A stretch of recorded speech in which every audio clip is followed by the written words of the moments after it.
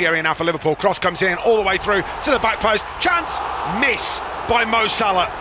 It's come all the way through. Effort is wildly wide. The form of Mohamed Salah is starting to become a real worry for Liverpool. He just started the season so brilliantly, and I feel that he has trended down. Last season, Mo Salah was nothing short of unstoppable. He tore through defences like a man possessed, finishing as Liverpool's top scorer with 29 goals and 18 assists, powering the Reds to another Premier League title.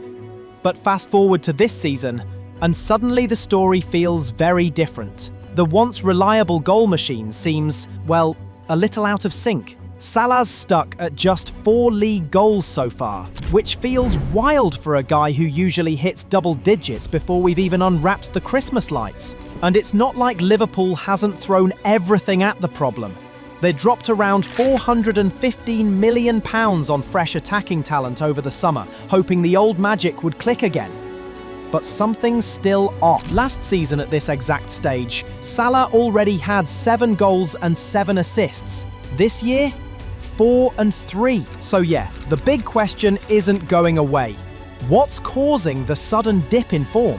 How much time do you give him? How much is his presence on the pitch an influence that maybe we don't quite understand? When football historians look back on this era of Liverpool, one name will shine brighter than any other: Mohamed Salah. For all the stars who've played under Jurgen Klopp and now Arne Slot, this period will forever be remembered as the Salah Era. Just as Kenny Dalglish defined the late 70s and 80s, John Barnes dazzled in the late 80s, and Steven Gerrard carried the 2000s, Salah became the face of modern Liverpool. But lately, something's changed. Not long ago, Salah was in the conversation for the best player in the world, terrorising defenders, scoring for fun, and rewriting Premier League history. Fast forward to this season, and the once unstoppable Egyptian king suddenly looks human. The numbers tell the story. Since last March, in his last 21 Liverpool appearances,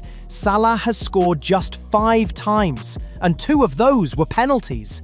Compare that to the 32 goals he racked up in the 42 games before that, and the drop-off is hard to ignore. In the league, he's only managed 2 goals from open play since the opening day of the campaign. Across every attacking metric, goals, expected goals, touches in the box, shots, and even chances created, everything's down. The eye test doesn't lie either. Salah, once a symbol of ruthless consistency, now looks oddly unsure, often hesitating where he used to glide through with certainty. For a player who's set impossibly high standards, this version feels unfamiliar. The weekend, listen, Mo Salah's not playing well. He's a legendary figure, one of the greatest players to ever play in the Premier League, I'd say, alongside yourself. But he's at the stage now where I don't think it should be an absolute guarantee he starts. Yet, even an out-of-form Salah still bends games around him. His gravity alone forces defenders to double up, freeing space for others. That's value you can't always measure in stats. Plus, he's not the only attacker struggling. Across the Premier League, goal numbers are down everywhere. Aside from Erling Haaland, very few players are producing truly elite attacking numbers. In fact, when you line up the stats, even Arsenal's wide men, Bukayo Saka and Noni Madueke, are posting nearly identical figures to Salah this season. Still, this is Mohamed Salah. The man has built his reputation on being outrageously productive, scoring, assisting, pressing, creating chaos, and doing it all from the wing. So when his output dips, it's not just noticed, it shakes the entire identity of Liverpool. The warning signs were clear, but it was that moment against Chelsea that really made the world pause. On for Salah! But to focus on that single moment misses the bigger picture.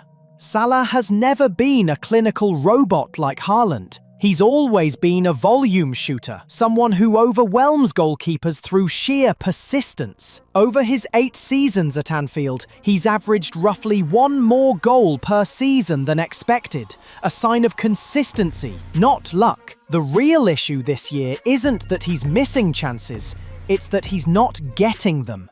Through the first 7 league games, Salah's taken just 11 to 13 non-penalty shots. Last season at this stage, he'd already fired 22. His previous low was 19. That's a massive drop-off in volume, and the expected goals tell the same story.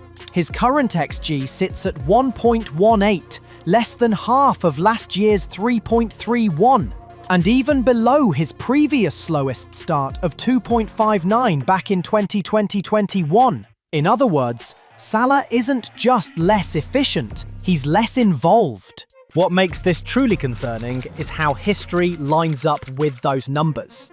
Liverpool's only 2 disappointing campaigns since 2017-18, 2020-21, and 2022-23 coincided with Salah's lowest shot and XG tallies. Both times, the team's struggles mirrored his own dip in form. The pattern is undeniable. When Salah fades, Liverpool falters. You see, it's easy to glance at Mohamed Salah's recent dip in form and blame it on age. After all, he's 33 now, and for almost a decade, he's been doing the work of 3 players, leading the line, stretching defences, and creating magic from nothing. At his peak, Salah was unstoppable, bursting past defenders, scoring for fun, and dictating Liverpool's attacking rhythm almost single-handedly. But lately, things have shifted. His dribbling and shooting numbers are noticeably down. This season, he's attempted just 8 take-ons and completed only 1, a career low at Liverpool. On the surface, it looks like a player losing his edge. Yet, when you dig deeper into the data, something fascinating appears. Physically, Salah hasn't slowed down much at all. His sprint numbers and high-speed runs remain almost identical to his averages from the past 4 seasons. The only real decline comes in his top speed, now at 32.53 kilometers per hour compared to last year's 34.29. Still lightning quick, but slightly off his old peak. And that tiny dip alone doesn't explain the massive drop in goals and assists. The real story lies in the system around him. Liverpool's attacking structure has changed.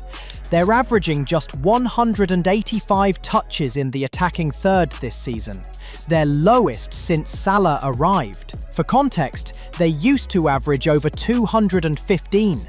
That means Salah simply isn't receiving the ball in dangerous zones as often. And perhaps the biggest blow? The absence of Trent Alexander-Arnold, Salah's longtime partner in crime on the right flank.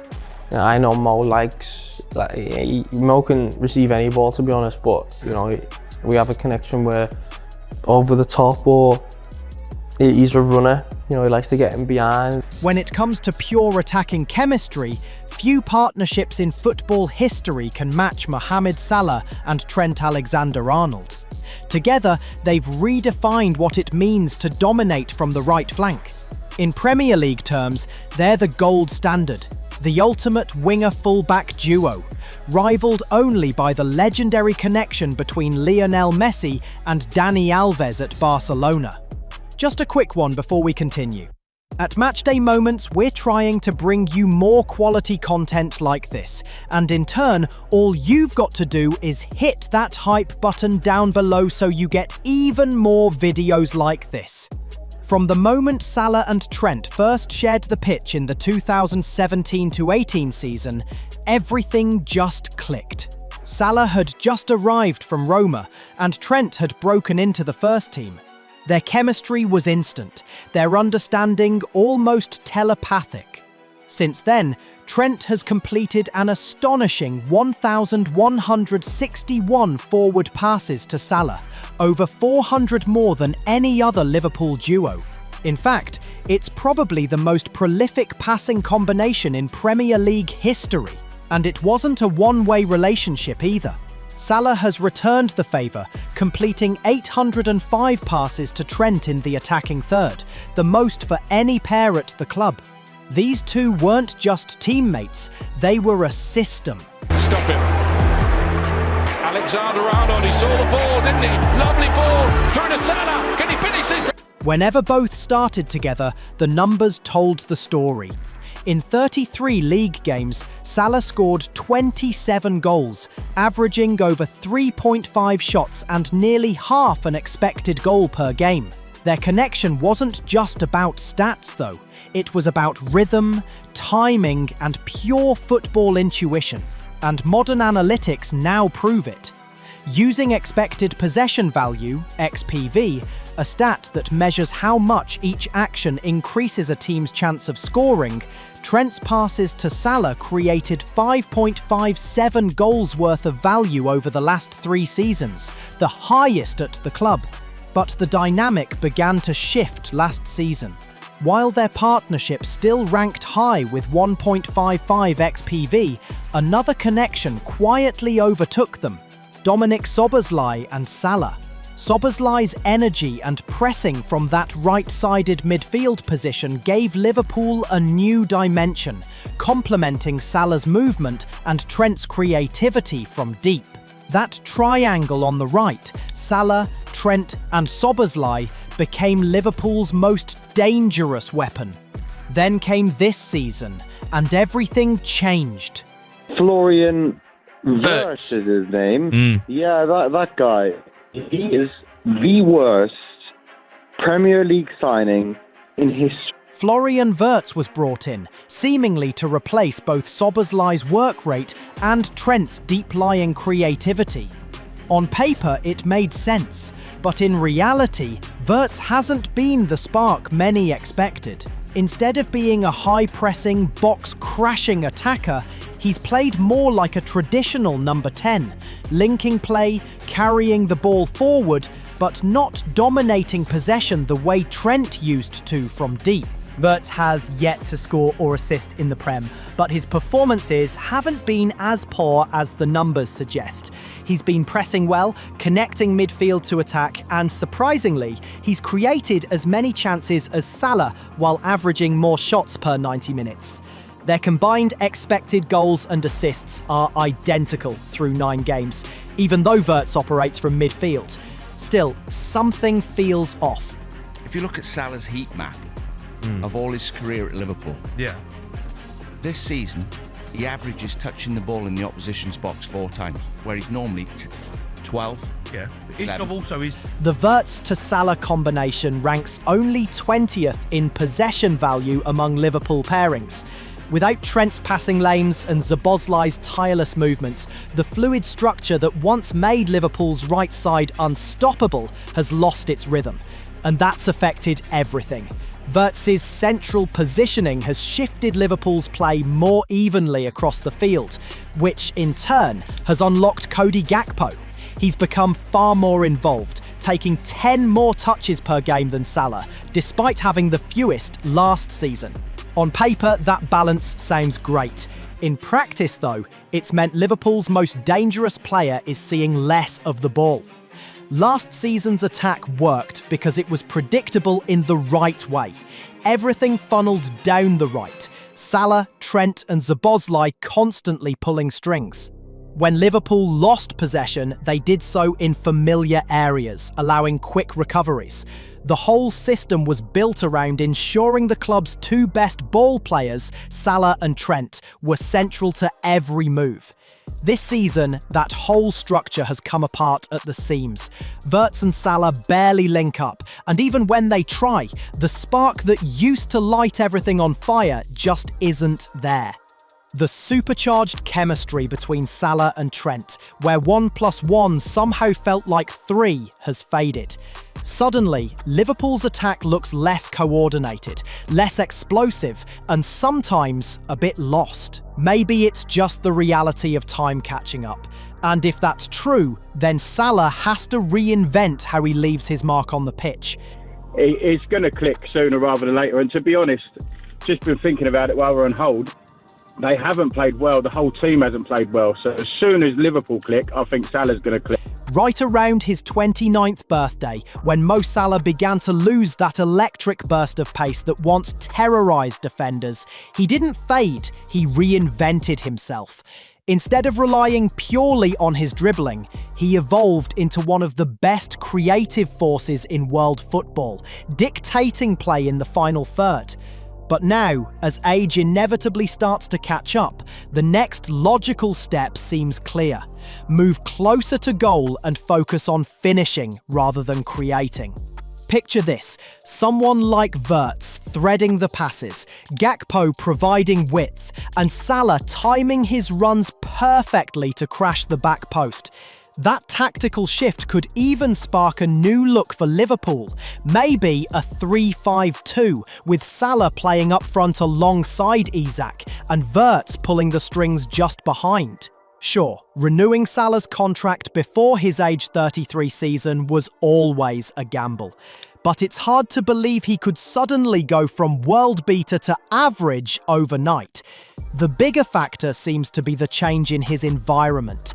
Losing Alexander-Arnold to Real Madrid was a hammer blow. No one else can replicate that telepathic connection they built over years on Liverpool's right flank. Now, the challenge lies with Salah and new manager Arne Slot. How to keep extracting his best while managing a gradual physical decline. Because make no mistake, Salah's competitive fire hasn't dimmed. As Liverpool's third highest scorer ever, he's still chasing records, still obsessed with winning. And if history tells us anything, it's this. Writing off Mo Salah is a mistake. Every single time people doubt him, he finds a way to rise again. Liverpool still needs him, and the Egyptian king isn't done yet. Don't forget to like this video, click the hype button down below and subscribe to Matchday Moments for even more awesome content like this.